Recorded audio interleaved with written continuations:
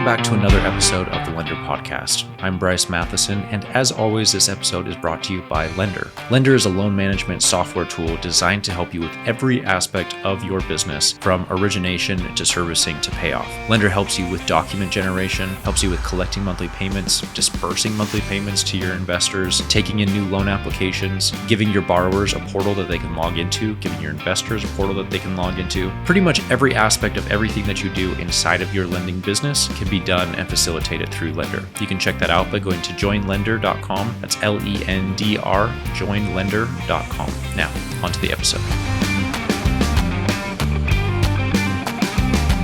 Devon, welcome to the podcast. Thanks for having me, man. Excited. Yeah, this is, we've talked about this for a minute, but I'm glad that we can actually do this in person because we're both in Arizona. And I don't know about you, but there's a different vibe when you're in person versus just like a Zoom. It's just like, it never works out. So I'm really glad that we can do it in person. Yeah, in person's way better for sure. Yeah. So, okay. I feel bad. I was saying this before the podcast. I feel like, I've heard your story so many times, but I've probably also listened to a bunch of different episodes, talking about your experience with the NFL, and it's a really captivating story. So I'm excited to recount it, but if you're getting bored of talking about that over and over, okay. We'll give, I'm sure the audience, they probably have heard your background a little bit because it is a really cool story, but go ahead and introduce yourself and give us your background. Yeah, so my name's Devon Kennard. I'm a 9-year NFL veteran. I played from 2014 to 2023 is when I officially retired from the NFL. Went to USC for college, got my undergrad and master's degree. And I guess my claim to fame in the real estate and what led into private lending is the fact that as soon as I got drafted in the NFL, I started buying single family properties, and that scaled. At the most, I got up to 50 units, but then I also started investing passively in syndications as a limited partner. So, for those that don't know, I was pretty much just putting my money into bigger deals, and just, taking my coupons, dividends, and the profit split. And I was doing that for a while and throughout my career. And I got to the point where I was like, okay, I'm getting close to retirement. I built a good network. I've written a book with Bigger Pockets, which is a big real estate network and all of that. So I had a few contacts, and they're like, would I lend to them on a project? And I lent to them on a project, had no idea what I was doing. Did second position loan. Really, it was knowing what I know now is really unsecured. But what I did early on was I picked good operators, and the deals made sense. I was already a real estate investor, so my mindset early on was like, show me why the deal makes sense. Show me that you have enough cash to solve for problems, and then trying to be a good judge of character of who I do business with. So I won on that end, but the structure was awful. Did a few of those loans, loved it, and then that kind of led into me starting my company, 42 Solutions, as soon as I retired in 23. But yeah, so that's kind of the quick summary of it. Okay. There's something that I want to dive into, and I was actually listening to your podcast that you did, the Action Academy podcast with Brian. Oh yeah, and you were talking about, and I thought this was super interesting. You were talking about NFL pay, and everyone boasts these humongous, gigantic contracts. Like the other day, I was looking at Kirk Cousins, now he's second string on the Falcons, whatever, but he's got a 4-year, $180 million contract, which people are just like, whoa, mind blown. Yeah. But you said something really interesting, and I was like, I didn't even believe it. Can you go over pricing and how contracts work? Yeah. So, let's call a spade a spade. 4-year, $180 million. He's making a lot of money, but it's never as much as what people actually assume, because even if he was seeing that whole 180, half of it's gone from taxes. We're taxes W-2 employees. Brutal. And so we're getting hit over the head with taxes in the worst way. And there's no way really around it to, pay less in taxes. And then we pay our agents 3% of gross. Oh. So, it's not net. So he's paying his agent 3% of gross revenue. Now, with a contract that big, maybe he was able to negotiate 2% or what have you, but you get the point. So when you factor in taxes, which is obviously on gross, and then agent fees, you're literally about 47, depending on, I got drafted in New York. I was seeing about 47 cents on the dollar when it was all said and done. Yes. So not that's, in his case, that's still 90 million, but 90 million is not 180. So you start to scale that down, and you see a guy sign a 3-year, $20 million contract, and that's 10 million. Like when it's all said and done, maybe a little less. Now, 10 million is still a lot of money, sure, but if that's the most they're ever going to make in their life and they don't really have a plan after they're done playing, $10 million can go, especially if you've built an expensive lifestyle, you buy a house, your mom a house, got a couple cars, you know, all these different factors. Like, although 10 million is a good chunk of money, that can go when you got to span it out over the next 30, 40, 50 years. So I think that's a really important component. So I think people get kind of jaded. And then another piece in it is it's only the guaranteed money that matters. So Kirk Cousins is savvy. So I think most, if not all of that 180 might be guaranteed. I don't know. I think it's only 2 years guaranteed. So So in that case, I mean, really, he's not seeing all the guarantee. He's not seeing all that 180. Like, he's only seeing what's guaranteed. So I've done a YouTube video before where it was like a 3-year, $10 million contract can turn into $3 million quickly, because, like, let's say the year 1 and year 2, you're supposed to make $6 million, and then year 4, you're making $4 million. So 3, 3, 4. Well, the third year is not guaranteed. So if you're overperforming and you're balling out on the football field, most likely what's going to happen is they're like, we get to keep him for a third year for $4 million when he's really worth $10 million. And that's where guys get upset. And that's where you see guys holding out. I'm worth $10 million. I'm only making $4 this year. And they're saying, you're under contract for $4. Tough luck. Yeah. Now, if the opposite happened, if you, in those first 2 years, you faced an injury, you're not playing very well, maybe they want to move on, maybe they drafted somebody else, they can just cut you. Yeah. And now that third year you're not getting. So all of a sudden a 3-year, $10 million contract really is a 2-year, $6 million contract, then cut that in half. Ooh. So all of a sudden a 3-year, $10 million contract actually looks like $3 million for that player actually in his pocket. Now, again, I'm not trying to say $3 million isn't a lot of money, but what if that's the last contract or the only contract that guy gets? That's not really going to sustain him for the rest of his life. Yeah. So I think that is the conflict that people don't understand about NFL, the contracts, and how it's all structured. So I always, like, when I see it on Sports Center ticker, like, what's the guaranteed and what's the situation? You got to kind of know the specifics, because sometimes those numbers pop out at the screen at you, but they're not always what they seem. Well, that's the first place that my mind went when I saw that, $180 million contract. He's like, right now he's the highest paid second string quarterback in the league. But if he's not performing well, then guess what? He's probably not, going to get renewed. And so I was like, yeah, okay, $180 million, but you take 30% of that. And, like, again, not that it's not a lot of money, but that's a huge haircut. Huge haircut. Yeah, absolutely. So I think, kind of keeping that in mind and in perspective. And that's why I always talk to players about, like, man, don't count your eggs before they hatch. What's guaranteed? Yeah. Cut it in half, and then make sure you're building your life off of that number.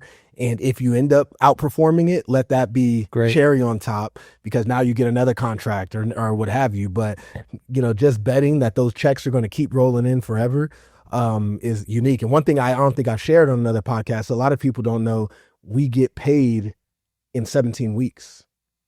So think about how big those checks are for 17 weeks, the whole year's salary. So if I'm making $10 million this year, I'm really making $10 million over 17 weeks. So cash management for these players can become, like, think about how big those checks are. Let's just say it's $17 million you're making this year. That's $1 million a week for 17 weeks. So it's easy to just be like, I want that, I want that, I want that, and not realizing you got to kind of span that across the entire I didn't even think about that. Yeah, the entire year. And it's not like a school teacher where they space it out over the course of the year. No. I'm surprised they don't do that. So we can check in, and now there's players who will do it over 34 weeks instead of 17, because it's been a struggle for a lot of players with cash management and stuff. But even 34 weeks, you're not getting paid year round like a W-2 job. We really work for those 17 weeks. So outside of signing bonus, when you sign and you get that right away, your actual salary is paid over the season. So, those weekly checks can be crazy, but it leads to overspending, because when you're getting a huge check and your mom wants a house and you just, you got money come out of your ears. So the psychology of money really starts to tap into where, like, can you be prudent with your capital when you're seeing a huge amount of money come in and know that same amount's coming next week too? Yeah. It's funny because I was listening to an interview with George Kittle, and they were talking about something else, but in passing he said, "Oh yeah, I flew my mom in on the PJ for Thanksgiving," or what, I mean, that's great. And clearly the dude's doing just fine, but you do that too often. And like, you have some serious problems. It adds up. So, you got to factor those things in. And it's like, there's some guys, I would say guys are making enough money where there's some guys that can get away with the PJ life for a good while, as long as they're doing it within relative reason. There's some guys making enough money where they can rationalize, the PJ life. But when you're doing it in excess for a long time, I almost don't care how much you make. Like there's ways to spend it. If you're doing PJs and mansions and cars and jewelry and like that, those things start to stack up for sure. Yeah. So kind of a segue off that. We were at the Paper Trail conference a couple weeks back, and you said something to me that actually it stuck out to me. The way that I can't remember exactly what you said, but the way that you were talking about your life in the NFL, you instinctively knew that it was going to come to an end. I could just tell that, like, even though this whole time you were in the NFL, you kept saying, when I retire or when this happens, and you just always had that outlook. I imagine, and I could be wrong because I've never played in the NFL, but I imagine that there's a lot of egos, there's a lot of arrogance, there's a lot of, I'm never going to get hurt, I'm the best of the best. Is that true, or is that just kind of in my own? I think it's definitely true, and it's needed to an extent. You got to have a little bit of ego, a little bit of confidence. It's hard to be successful in a room full of alphas and everyone is trying to feed their family. The environment is incredibly competitive, and people don't always understand that. But like, I can have a bad game on Sunday, and on Monday they're bringing in outside linebackers, which is a position I played, to try out, and who else do we want to sign? They're trying to replace you. Who could we trade for?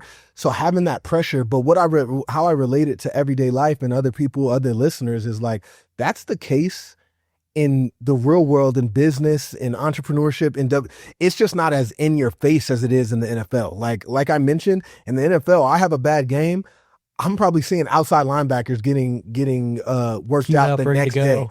In business, it's not as direct. You don't see them over here. You don't see them over. But if you're running your own private lending shop, there's another company trying to take your market share. If you're a W-2 employee, there's a manager that's like, this person's underperforming. Like, who else could we be hiring? What direction should we be going? So when you have the mindset of they're always trying to replace you, it puts you in a perspective of like, how do I make sure I'm protecting myself with or without this job? And that's the mindset I always had. And I have it more so because my dad played in the NFL too. He played for 13 years, won a Super Bowl with the Cowboys. So but growing up, I saw my dad most post his football career. So it gave me a good perspective. And I'll never forget, I was at like the rookie symposium when I got drafted, and it was Eddie George, and he said, begin with the end in mind. And I've held that, since that day, because it was something I already had in me because of my dad. But I loved that kind of phrase of like, when I'm starting in the NFL, understanding that it's one day going to end, it changes and dictates the decisions I make, and I'm preparing for that end. So what's hard is, can you excel at your job to the maximum of your ability in the moment while also preparing for the fact that it's going to end one day and you need to be prepared? That is a hard juxtaposition that you're in, but I think it's mandatory, especially playing professional sports. But I would argue every person with a job, whether you have a W-2 job or you're a business owner or what have you, how do you set up your business and your financials in a way where you're excelling as much as you can in what you're doing, but you're preparing for the tides to turn and for you to need to, sustain your life for your family in the future. Right. So is that kind of where the role of real estate came in? Like, that was my backup plan because I don't know how long this is going to work or how long. Yeah. So I really, what happened is I knew I wanted to start investing, and I had the idea of real estate already. Actually, I'll share that story. It was like I just tore my pec. I was at USC. I was getting ready for my senior year. I was like balled out. I'm stoked, like really jacked up, running fast. And it was a week before my senior year, and training camp was around the corner, and I was bench pressing 435, and I came down for the 4th rep. So I did it 3 reps already on the 4th rep, and I tear the pec off my bone. My whole pec rolls into my chest. So I have to redshirt as a senior. I'm freaking devastated. I'm pissed. All my friends, I'm supposed to ball out this year, go to the league with my friends, and turn my career around. I had a lot of injuries throughout college, and now I got another injury, and it's a pec. So I missed the year, and it actually put me in a position to get my master's degree. I ended up graduating with my master's and going to the NFL. So it worked out. But in the moment, I'm not thinking about that. Right. So I started like doing a lot of networking, and I meet with this guy, and he was a real estate investor in LA where USC was. And I'll never forget, I was super excited for the meeting. I wore a suit and tie, got all fancy, and I walk into his office, and he had what I would have called an equivalent to a Lululemon like sweatsuit on. Like, okay. And then it was the first time I ever saw one of those moving desks that like, so he was standing up. So I'm like freaking didn't sleep the night before, like excited about this meeting. And this dude's in like a sweatsuit and at a stand-up desk, like looks so unserious. And he begins to tell me his story and everything. And the guy owned over 6,000 units in LA and had his own property management company that managed it all and others. So managed almost 14,000 units and owned 16,000, and was telling me about his lifestyle and things like that. And that's when it was like, if he could do it, I can do it, because he started off with a police officer's salary and bought one house and house hacked it and then got a duplex, and then he just kept stacking up. And I'm like, if he's able to do that off a police officer's salary, whether I make it in the NFL or not, I can do that. So I had the idea of real estate. I get into the NFL, and in the NFL locker room, everybody was talking about the stock market at the time. Like that's what most guys had, a financial advisor, and it was stocks. So I kind of followed the herd initially, and I'm like, okay, this is what I'm supposed to do. Veterans that I respect are doing this. But almost immediately, I hated the volatility. And I was a 5th round draft pick. I didn't know how long I was going to play. All the articles are saying like, oh, he might be a special teams guy, might not make it in the league, all this stuff. And I knew I was better than that. And I just had coming off an injury, I just needed the right opportunity, but I needed to prepare, begin with the end in mind. And I'm like, I want to get to $10,000 a month in cash flow. If I can do that, I'm 22 years old. I'm going to be able to get a nice apartment. I'll be able to drive a nice car. Like $10,000 will do it for me. Yeah. Like at that point. So I was like, you know what? This stock market thing's not doing it for me. I'm going to start buying rentals. So that's where I started like buying rentals. And hindsight, I wish I was buying in Arizona, where we are now. But I thought the market, so my background was Arizona, LA, and New York, all expensive markets. So I started buying in the Midwest, and the numbers penciled great there. I was buying stabilized assets for around $100,000, but I was charging $1,400. So, talk about the 1% rule, you're way above that. So I was rocking with that and just started scaling up in those in the Midwest, in Kansas City, Ohio, Tennessee, and I was buying units there. And then that's where I kind of got my start, and I started to understand like, how to look at a portfolio and leverage and debt and all these different things. And it just kind of snowballed from there, and I fell in love with it. It's interesting because I see a lot of parallels between your story and mine, obviously not in the NFL, but you talked about these numbers, which are very like eerily similar to my numbers. Like my goal was $10,000 a month. And at our peak, I think we had like 45 doors or so, and that was kind of like, I've shared this story many times on the podcast, but we got to a point where I was looking at my QuickBooks once, and I was like, my goal was always $10,000 a month. And I looked, and 1 month we'd surpassed it, and I missed it. We were like $12,000 a month. And I was thinking it was going to be this humongous euphoric experience. And deep down, I was kind of just like, I don't know if I like this, and it wasn't the money. It was just kind of like what it represented. Like I had all these units, all these roofs, all these water heaters, and just the mental load, at least for me. And I think is probably, I just wasn't cut out for it. But what was kind of that pivotal moment when you're like, I don't know if I want to like acquire more doors and I want to switch over into private lending, or even was it at that point? Was there like another moment that happened? So I had two points. So I was just doing those, buying single family at first. And then I started to get into syndication investing because I was like, I can't, even though I had property managers in all the cities I was buying in, it's like, I can't buy fast enough. As I started to hit new contracts and grow money, I'm like, I can't allocate it into enough properties fast enough. And the overhead, like learning how to like even though I'm not managing them, I'm managing the managers and dealing with making sure I'm not getting screwed. It was starting to become a lot when I was approaching 50, and I'm like, to keep reaching new goals, I got to get to 100, and then 100, like, and I'm like, do I want 200 doors and like chaos almost, right? And so much I'm managing. So that's why I started first investing in syndications, where I'm like, a standard syndication is like, oh, a multifamily property, and I'm going to get an 8% preferred return and a 15 to 18% IRR on my money over the life of the deal.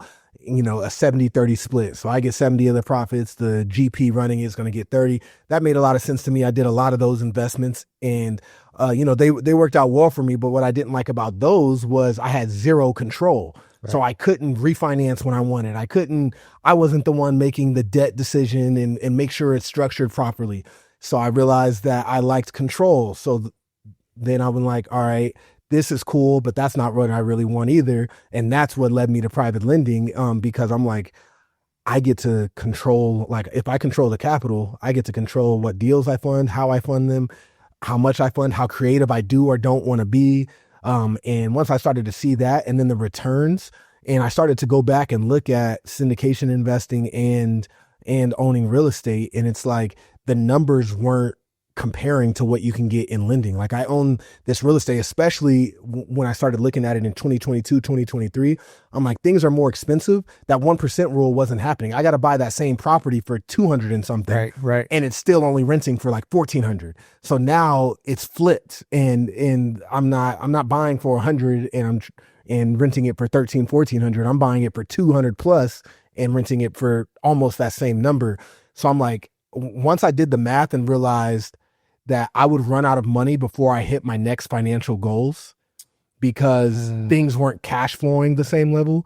And then once I started to see the lack of control in syndications, it started to turn me off against both of them. And I just kind of fell into lending. And then I was like, this is it. Yeah. So what was that first deal? Because typically I see a very natural progression, right? Like, usually you're either on the traditional mortgage side, like you've been doing Fannie Freddie loans for years, and then you kind of get frustrated with, these are good deals, why are we like passing on them? And then you kind of move in that way. Or I see people who go from rentals to flipping into private lending. And so I don't think you fall into either of those traditional, like models. So what was it? So how it kind of went down is I met my first borrower at like a conference. I go speak at a lot of conferences, and it was somebody who was well respected. I knew a lot of people that's done business with them and things like that. And we kind of hit it off. We had a relationship. We were kind of talking for a year, and then out of the blue, I met him at a conference like a year later, and he was like, "You want to just lend to me on a project? I'm looking for a new private lender." And I was like, well, what would that look like? And started asking some questions, and I again had no idea what I was doing. So they dictated everything to me. Now, I did get a nice return. Like, I was charging 18%. So, like, I was making really a good return, but it was essentially an unsecured loan because it wasn't even recorded. And they gave me the documents and the paperwork that they've used with other lenders that they've used before. Right. Because I didn't really understand it. Right. So they showed me what the documents were, and, all right, that sounds pretty good. Which, by the way, I'm sure people know this, but like, usually the lender calls the shots, not the other way around. Exactly. So that it's humbling for me to admit that that's not how it went. But so they showed me all that. And then where I really dove into was like when they showed me the deal. I asked a lot of questions. I really understood the deal. Then their track record, I got to see a lot of their work. I talked to other people that worked with them before, had a good reputation, things like that. And then their financial background. That's something I like to look at a lot. Like, how much cash availability do they have?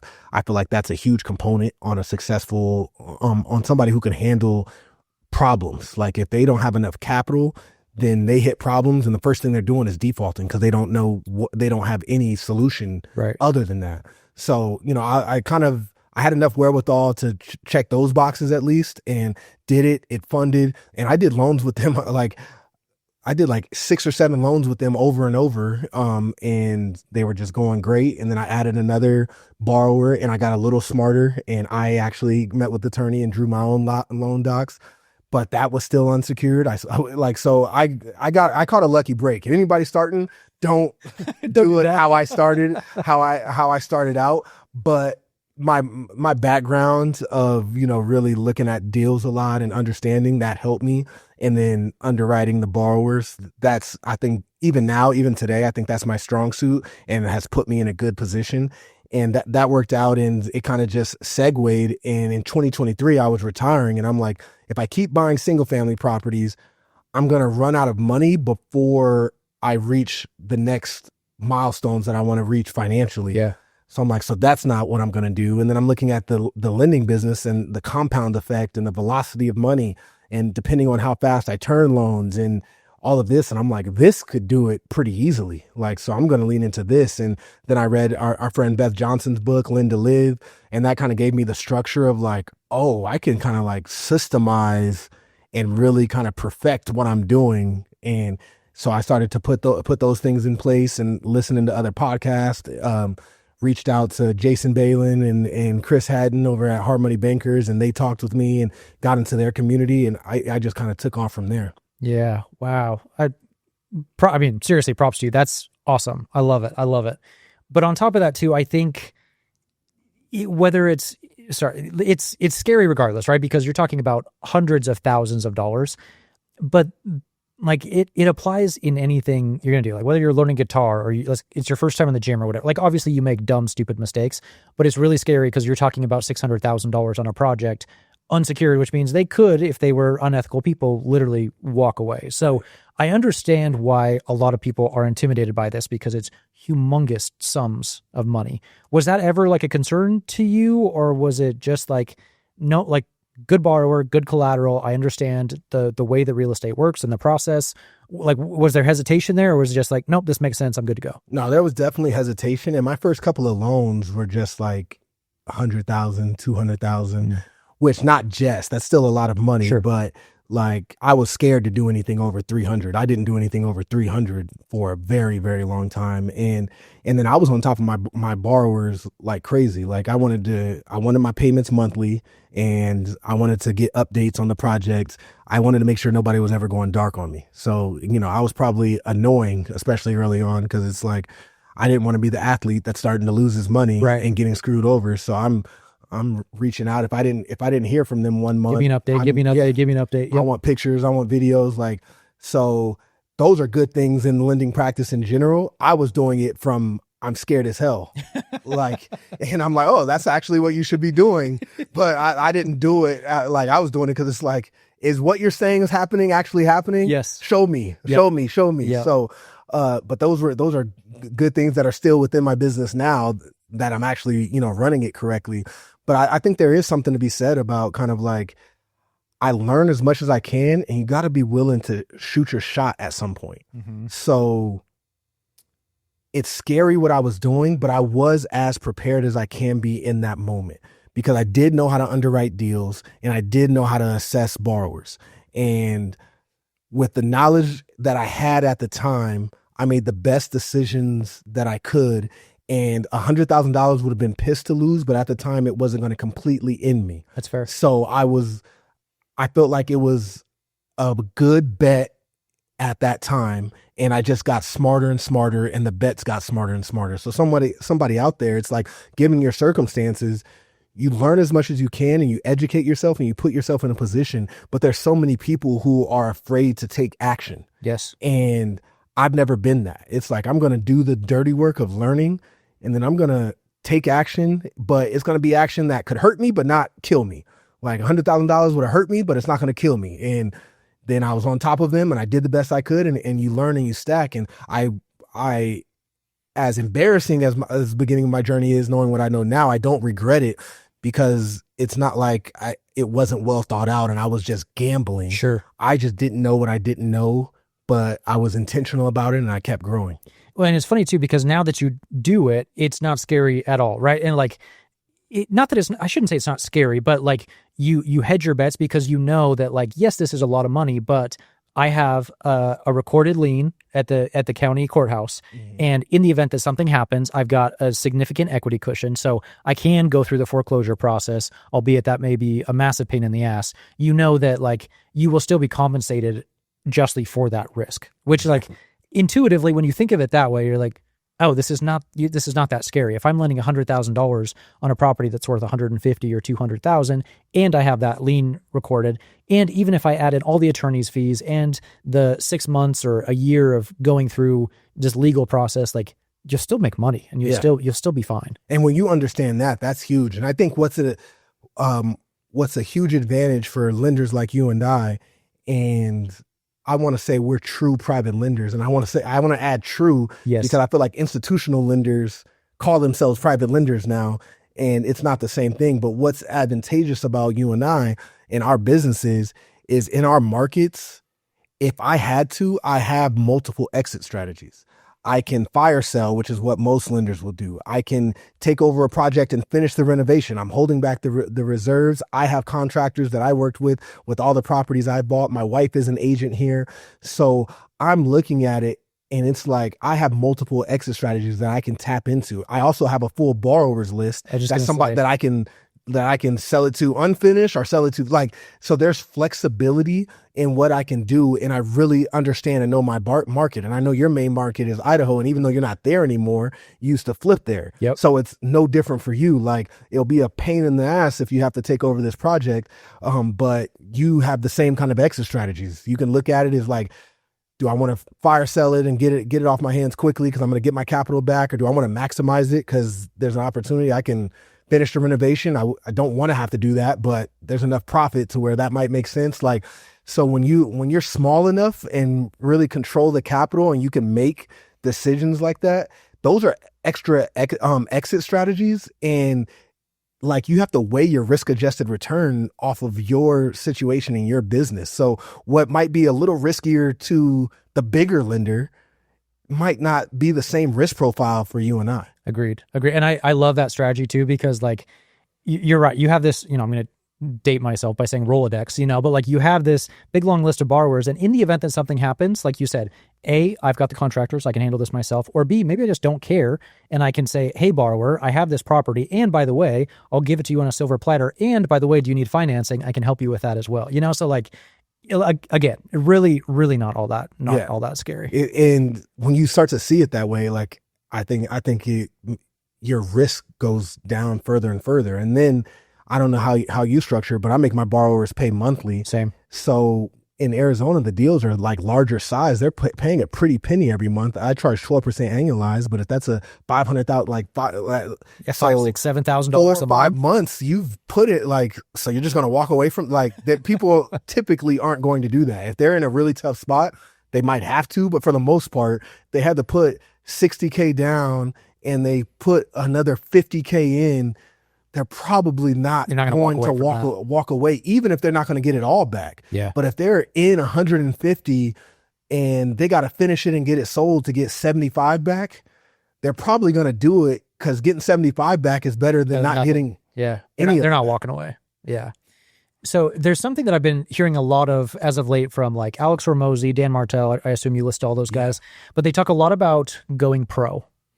And I like that correlation, obviously, because you were pro in the NFL. But for me, it's been very much like, let's level up our game. Let's be professional. Let's do this in like a league of its own.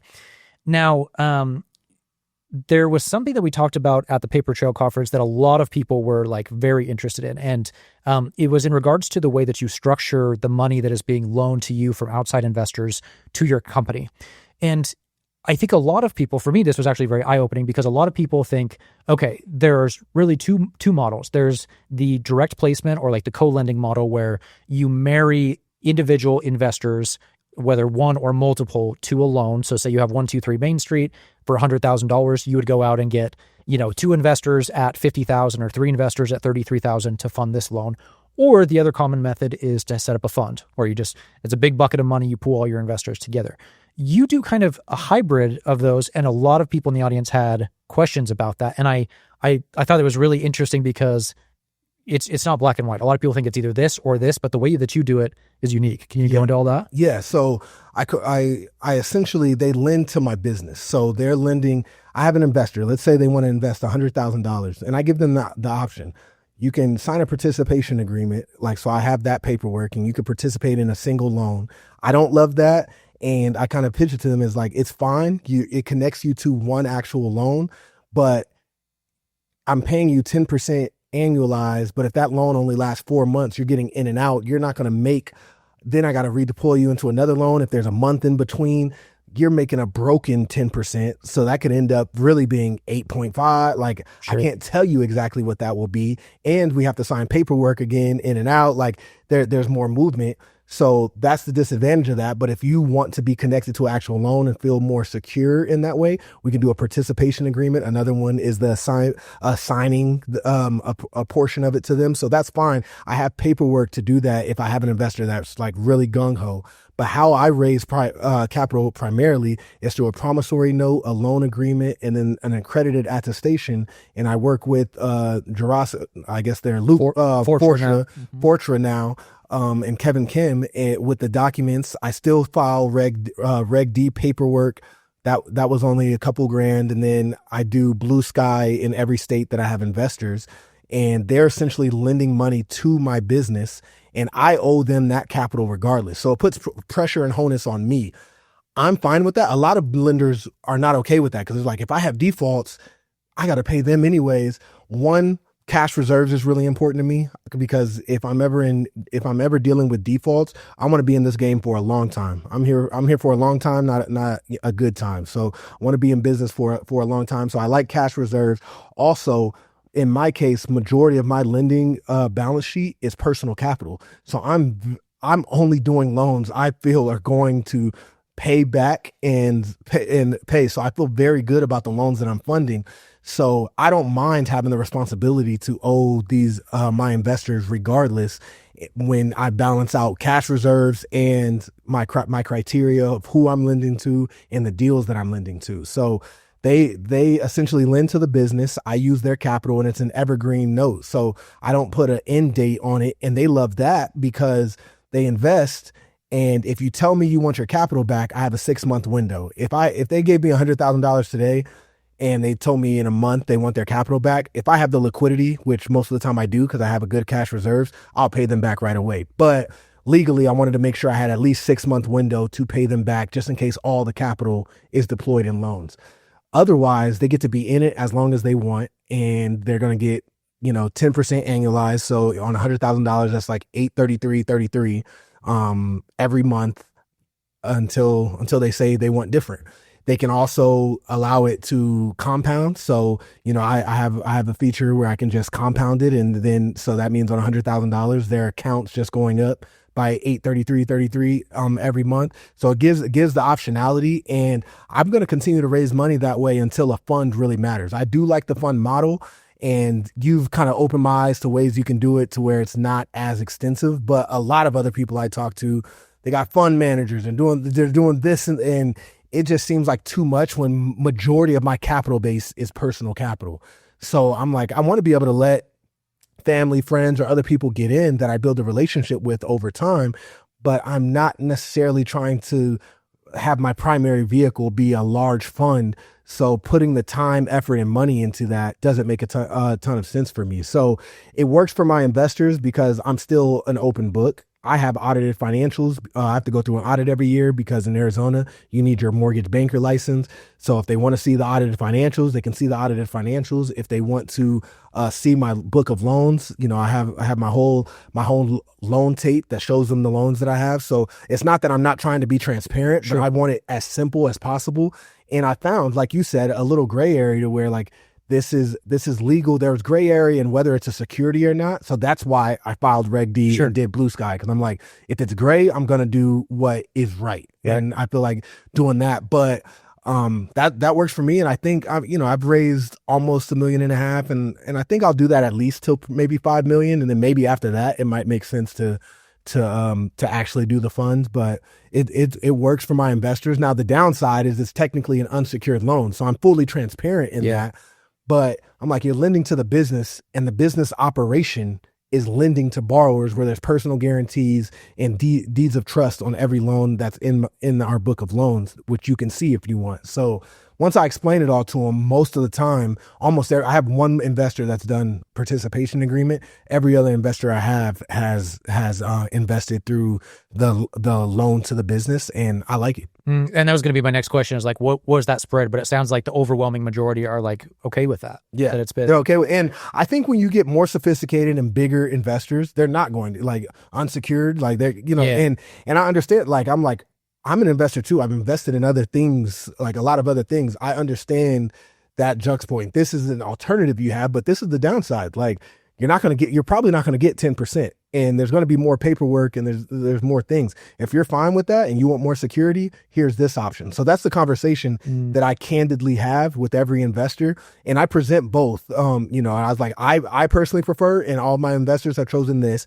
This is why, but as it is an unsecured loan, and there's no reason for me to personally guarantee that when the business is personally guaranteed by all the book of loans. Right. So I'm not going to like doubly. If you want more security, we can talk about the other options, but these are the downsides of those options. And well, you know what's funny though is it's kind of the same thing in a fund, right? So like for example, when we set up a fund, we set up a brand new LLC, and this is the fund LLC, and they're not really like, they are secured, but like they're still not physically secured. You know what I mean? Like they are, when they're investing in the fund, they're buying shares of the fund, and the fund owns, guess what? All of these pieces of property, which are secured with, a first lien position, and it's recorded at the county courthouse, and you've got a deed of trust and all these different things. It's essentially the exact same thing that you're doing. It's just not as like formal as the fund. Yeah. So honestly, in retrospect, if I had known that what you were doing was even an option, I probably would have done that instead of going the fund route. I just didn't know it was even an option back then. Yeah. And I kind of fell into it because I was trying to look for like my first investor or two was like friends and family, and they like, can I get in? And I was like, what's the easiest, best way to do this? And we know a lot of people who do the direct placement and I'm like the logistics of that. And it's like, I'm not at a place where I completely need a ton of other people's money. So to go through the hoops of doing that constantly, I'm like, I don't really want to do that. Agreed. Like, even my one participation agreement, I love him, but he wants to come with me when I go view the property and stuff. And it's like, I ain't got time for that. I'm like, bro, like you gave me $150K. The rest is my personal capital. Yes. I'm looking after our money. I promise. Yeah. Like, I promise. When they give you $10K and they still want to come see the profit, you're right. Well, the loan he's in is a $2 million loan. Okay. And it's like, yeah, you gave me 150. The rest is mine. Trust me, I'm on these guys. I'm gonna make sure that we're doing good here. But I mean, at the same time, I get it. Like it's still 150 grand. Yeah, yeah. So I understand it, but it's just like to do that at scale, or to want that level of communication and hey, what's going on with our yes, it's like let me show you the loans that I've done and that I'm doing, my overall business model, how I believe it's risk adjusted, and if you want to invest. Yeah. And I mean, you just set up those expectations beforehand, right? And you're like, you might hear a radio, and I tell my investors from that because, like, I'll say, when we have a new investor that comes into the fund, I tell them, like, I'm very hands-on, I'm very upfront. Like, this is the paperwork, this is like the individual documents inside of like the PPM. So you've got the PPM, but you've also got the subscription agreement, the operating agreement. I lay it all out. But then what I will say, when they wire their funds to me, I will say, okay, I've received your funds. From here on out, it'll probably be radio silence from me outside of like me sending you your monthly statements, and that's it. And that is normal, and that's how it will be. Investing should not be like a sexy, exciting. It is like a very boring thing.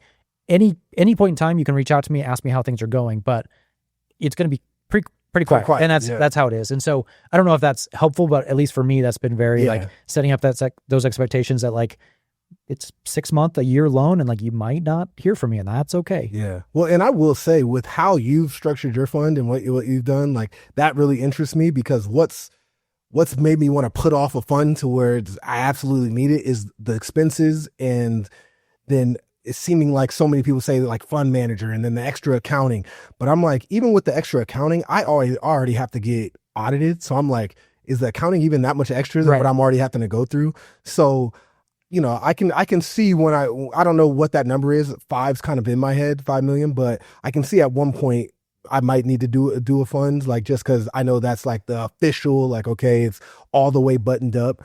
But I'll be reaching out to you at that time because I would want to keep it simple. Like I don't want over sophisticated thing. Yeah. Like it doesn't have to be that complicated. No, and I think that's how, I mean, we joked a couple weeks ago, like the reason that we moved to the fund in the first place was I hated playing matchmaker, you know, like, and I shared the experience on that other episode too, but you know, I hated it because it was my name on the line. And so like, I've told this borrower, yes, we can fund this deal. And then, so I reached out to all my investors and say, okay, you need to wire these funds on this date and this amount to this title company with these wire instructions. And I laid it out and made it super clear. And then the day would come and they wouldn't wire the funds and the borrower couldn't close. And it was my name on the line. And I hated it. It was just like this. I knew very quickly this structure is not going to work for me. And if this is required to be a private lender, I'm not going to be a private lender unless I'm doing 100% my own funds. Yeah. Which and that's where I kind of like, for me, I've like set my business up, which has allowed me to grow, has made me grow slower because I only fund what I know I can fund. So if I don't have investors that's already in, or I don't have the capital available myself, then I have to tell my borrowers no, which every time you tell them no, that you risk losing them. But I don't want to be in that position. Like reputation, I rather be like, hey, I only got so much capital because I'm a true private lender and this is why. I'll have to let you know when I have the I'd rather have that conversation than like, oh yeah, I could do that and then I can't. Right. Like I don't think you could really come back from yes and then reeling back into a no. Or like, I mean, obviously if you've had that, you can, but I didn't want to be in that position. Agreed. So it's like I have to say no up front at times when it's like, I don't think I have enough for that one because somebody might hit me with $1 million loan and I only got like 450 or 500 I know is going to be available. I'm not going to put myself in a position where I'm freaking scrambling. Well, so, I think borrowers respect that, right? They're like, because they want to know, like, is this going to get done for sure? Yeah. The other thing I was going to say too is I wouldn't discredit yourself or discount yourself. The way that you're doing it now, it doesn't feel that like half-assed. I don't know what the word is, but like it still feels very legit to me. Like you've filed your Reg D, you're still doing blue sky state laws. And I mean, who knows? I don't know. But if, you were to get audited by the IRS or the SEC or, whoever, I think the intent is there that like, no, this guy's above board. Like he's doing it the right way. And the fact that I'm audited, I think that's huge because that audit process sucks and it's not cheap. Yeah. But it's kind of mandatory in Arizona. So it just is what it is. And it legitimizes me. So, that's a $15K it's not cheap expense, especially where audited financials are not required for a 506B or a 506C. I don't know if you knew that. It's a good idea and you probably should, but it's not required. Yeah, it's not. But like, so in my case, I have to, and man, what they are peeling your company back to the bones. But it made me feel confident because, like I got 2024 audit and it came back clean and the report was really good. And it's like, I stack years like that where my books are lining up, everything's kosher. Like that's a good thing and a good sign. Yeah. And when you're having a third party company that comes in and does that. So I'm like, you know what? It is expensive, but I'm going to leverage that as I stack on years of like, I have audited financials from 2023 to every year I'm going through it. I think that's going to legitimize things over time and, make it easier and shows that I am running a legit shop. And how I'm choosing to raise capital now, I do believe is above board and I'm fully transparent and going to continue to just grow it. Has that been a hard sell for your investors going to the like you're secured but we're unsecured kind of a deal? Has that been scary or like when you go down and explain to them like, look, we've got all these properties behind the scenes? Is that a tough conversation? It's a tough conversation when I know they're sophisticated because if I'm honest, I wouldn't love it. If it was same, if the roles were reversed, I kind of feel the same way. So like I lead with the option with if it's somebody I know is like, and not that I don't, if they're unsophisticated, because I educate them. I'm like, this is an unsecured, like, I say it straight. This is an unsecured loan to the business, and let them know. But when I know they've like invested in a lot of things and they, like a high net worth individual have done a lot, like if they're sending it to their financial advisor or this and that, it's like, all right, these are your two options and this is why. So I'm very detailed in that because I don't want anyone to think I'm trying to like play them or like it's illegitimate in any way. So I fully detail what that is. And if you have a problem with that or if you want more security, here's your options. And that's why I went through and I paid up front to get participation agreement documentation as well as assignment agreements, where it's like, it's not the only option to invest with me, but this is like, I think the best option and why. But if you're uncomfortable or your team's uncomfortable, we can go this route. So I don't want to push any capital away that I may want, but I try to like kind of paint the full picture, and then it kind of just is what it is from there. But if I have a sense that they're going to be very difficult and they want to do like assignment and they want to like know, and it's like, is the capital worth it at that point to where it's like, you know, I like, those are the decisions I'll make on a case by case. That's a good way to put it, because all capital is not created equal. You know, we talked, like, we've got extensive episodes in our backlog talking about that, but like, you also touched on it earlier, like the word like hard money and private money, it's kind of like this weird blend thing. Like, it used to be that hard money was like institutional guys and private lenders were like people like you and me. Now those lines are very blurred, you know? And so people say, well, I'm a private lender, but they've got all this like these lines of credits from bank and like true lines of credit. Like I know you do it a little bit differently, but like true, where the bank is calling the shots and you have to do all of this paperwork and all this stuff. And for me, I went down that road and I'm just like, this is a gigantic pain in the ass. I don't want to deal with that at all. Well, and let's dive into that. I've kind of classified what I believe real private money is. You have to be controlling your loans and the criteria and everything yourself. If your loan criteria is dictated by outside party, whether it's investors, whether it's institutional, I don't think that's fully private. I agree. I mean, you're just a broker at that point. Yeah, like if you like, oh, I got to fit in this to sell it to them, or like, or you're straight up brokering and you're just getting the, like, in any other facet, if you're not fully controlling and saying, we will lend on this and we can move this around a little bit. Like, if you don't have that full autonomy, then that's not real private lending to me. Agreed. And I feel like the majority of the cases of lenders out there nowadays, besides in like the hard money banker group and people like that, I feel like don't fit what we just classified as private lending. Yep. Because the true hard money, whether they're institutionally backed or maybe, you know, they are semi-private, but they have tranches to where they have like a fund, but then they also have a warehouse line, and they also have, so they have all these different factors, and it's like they do a small portion of what we would classify, but they only have a small amount of money that they can do that kind of stuff. And then everything else they do is, you know, they're selling off or they're brokering or what have you. That's not real private money to me. So I like to classify. It's almost like you got to really say, like, I'm a balance sheet lender. Yes. Like, yes. And before, I feel like you used to be able to say I'm a private lender, but now that doesn't mean the same. Same. Yeah. Well, and I have found too, so like, we have turned down lots of capital because the investors are, I don't want to say that the investors we have now are not savvy, but you have investors who know the game, they know what you're doing, and that sounds deceptive. That's not my intent, but they're going to say, like, look, I get, like, you take an arbitrage, you take a spread, you're collecting points. I want 12% and a point. Yeah. And at that point, I'm like, I just turned away because I'm like, look, our profit margin, like, this is not a charity. This is a business for us. Like, yes, I take a yield spread, but also those points, like, that's what keeps the lights on. That's how we keep running. Otherwise, like, I wouldn't be doing this, and I wouldn't be going through all that. I agree completely. So my numbers, you know, on a standard loan, I charge 12% at one point. I could charge more than that if it's creative in some way to risk adjust my return. I'm doing something that other lenders might not necessarily do. I might charge more, but my standard terms are 12% in one, and I pay my investors 10%, whether that's through the unsecured loan to me or to the business or participation agreement, like 10%. And I've had people ask for more or want to really dictate, like, my criteria is my criteria. You're not going to come and bring in capital and then dictate, yes, like, oh, I only want to do loans in Scottsdale.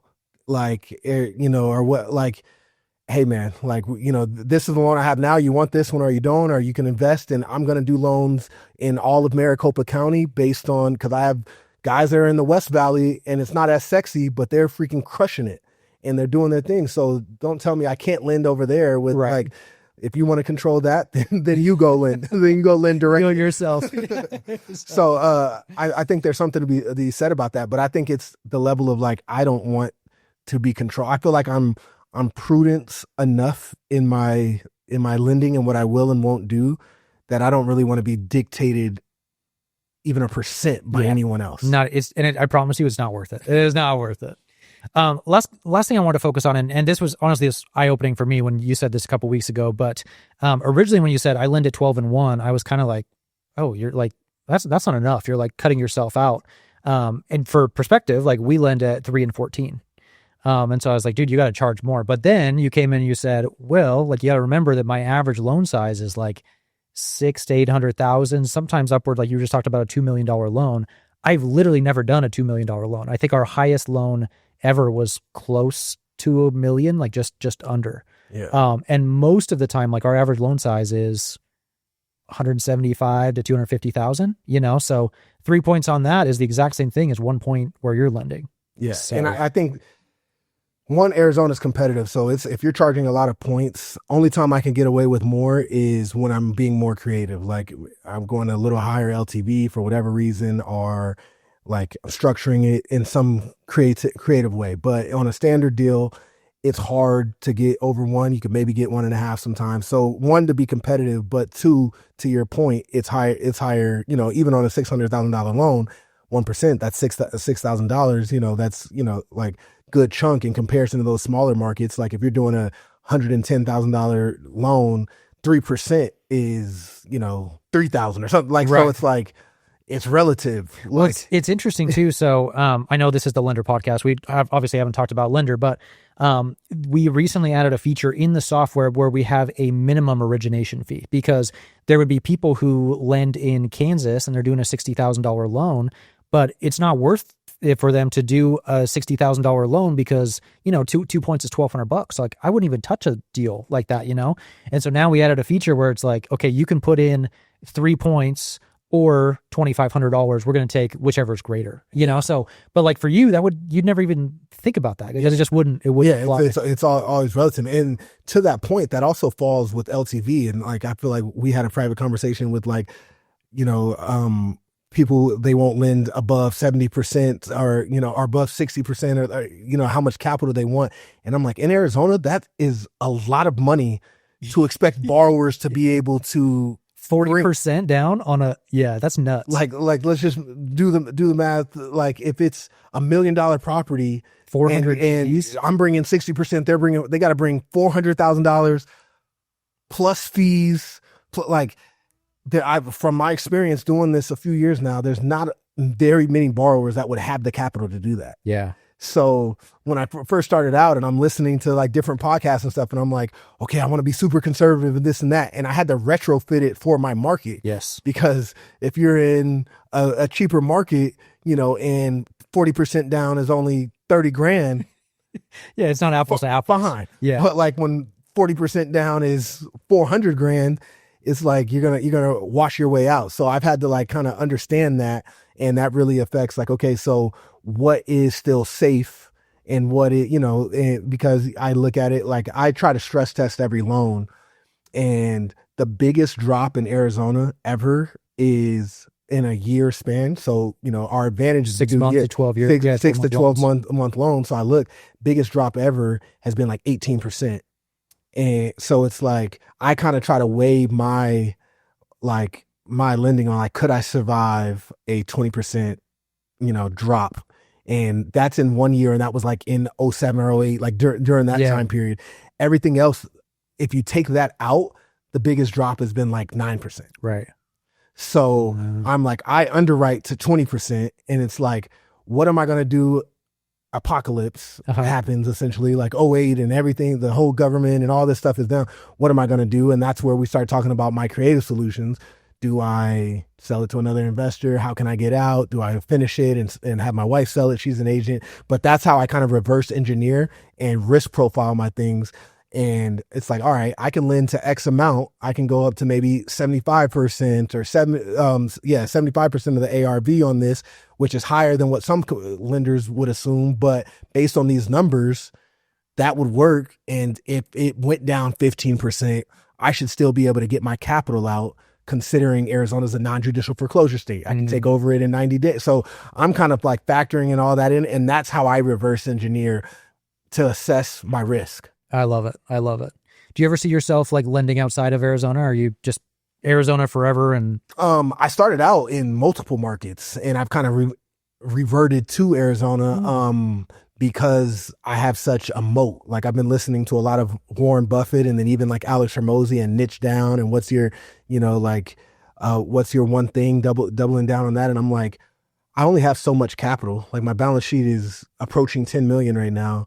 I can get that out in Arizona easily. Why would I lend anywhere else? Agreed. So, I have some select borrowers that I've worked with for 4 or 5 years now before I even had my actual company that, I would still consider lending to and doing some one-offs. I would only do that with my actual personal capital, not like investors. But so I'll still consider some of that because I've been with them for so long. But like, the core of my business is going to be here.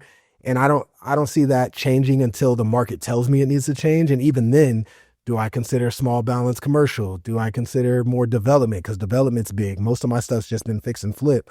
But I think there's other things that I can expand on in this market to where I think it will be hard pressed for me to ever leave. And I agree with that, unless like, you hear of like huge lenders who got like $150 million balance sheets. Okay, maybe that's different where you do need to start branching out to other surrounding states. But, I've got one person in mind as I say this, he's got, $10, $15 million balance sheet. And he's like, I've tapped my market. I'm like, have you really though? Like, I don't care if you've got a population of like 10,000 or 100,000, like think it's still about like how many, even just single family homes there are in a population of 20,000 people, and you really don't think you can deploy 10 or $15 million? Like, I guess my question to you, is it harder in cheaper markets? I don't think so. Cause I still have that same mindset. So for example, like, my own backyard is like around $60,000 or $70,000 population. And I still don't think, like, there's a lot of real estate investors and I feel like I know a lot of them, but I also know a lot of people have no idea who I am. Like, we still get a lot of new people calling us and they're like, I've never heard of you before, So like, and on top of that, like there's always this cycle, right? Like, people flip for a couple of years, then get tired of it, they move out, and then like a new generation kind of comes in. So like, I see myself lending for the foreseeable future. Well, and I think what people who are getting into lending have to realize is when you start expanding markets, you're adding risk. Yes. There's no other way to cut it. Yep.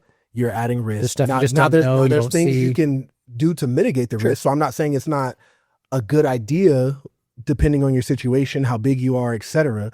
But, there's something to be really building your moat in one market and then strategically expanding when it really does make sense. And I agree. I think the only reason it could ever make sense is we've gotten very, very large. Yes. If you've gotten very, very large, it's probably hard to deploy $100 million in a super competitive market.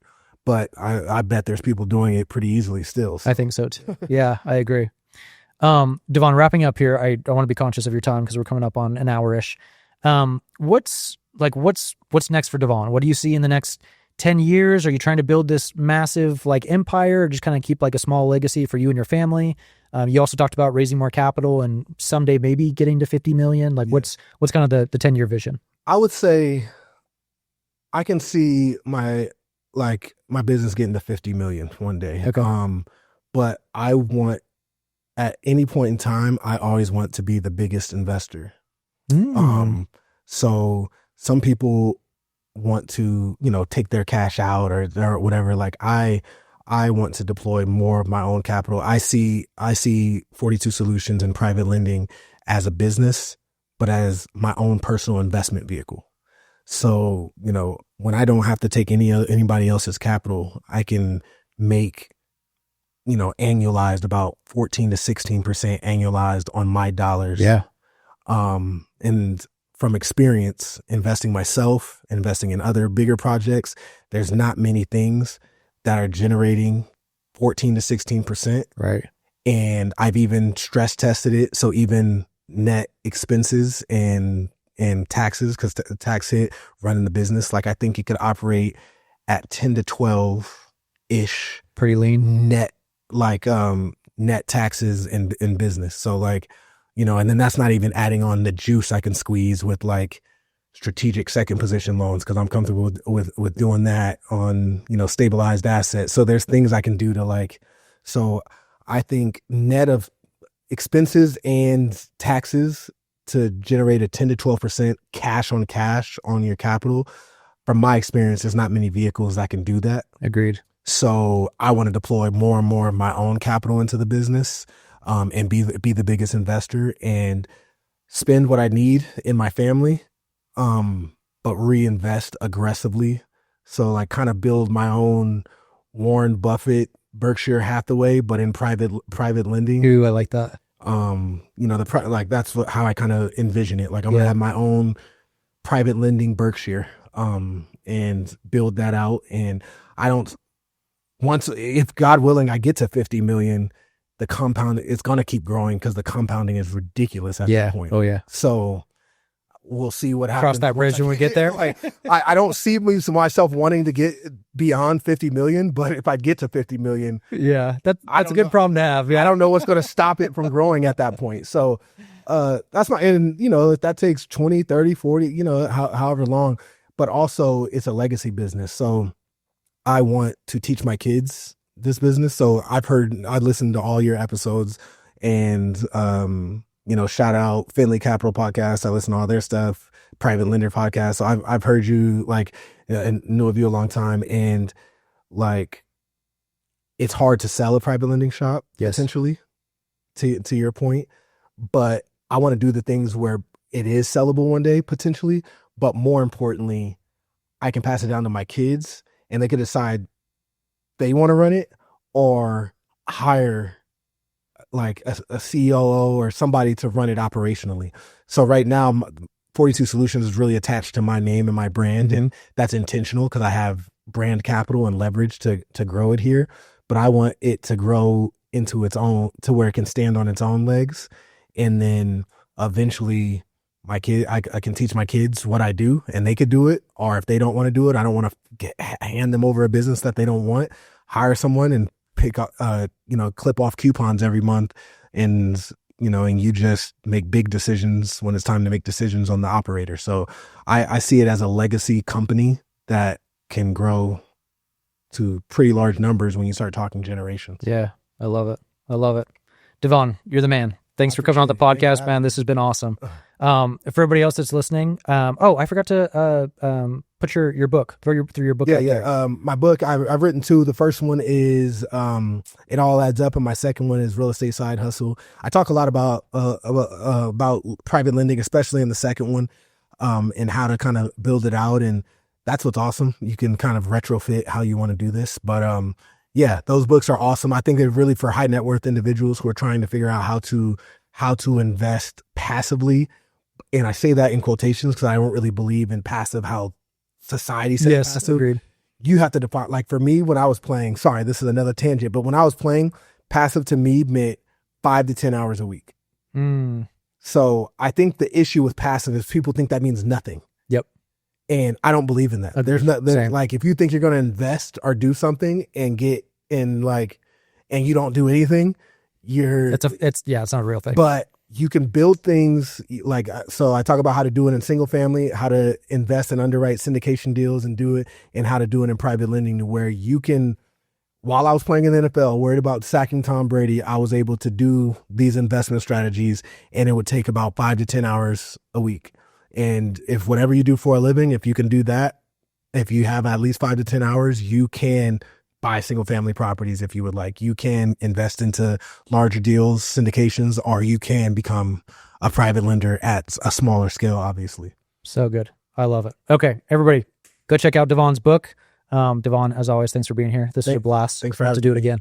So, okay, until next week, this is the Lender Podcast. We'll catch you then. Thanks for listening.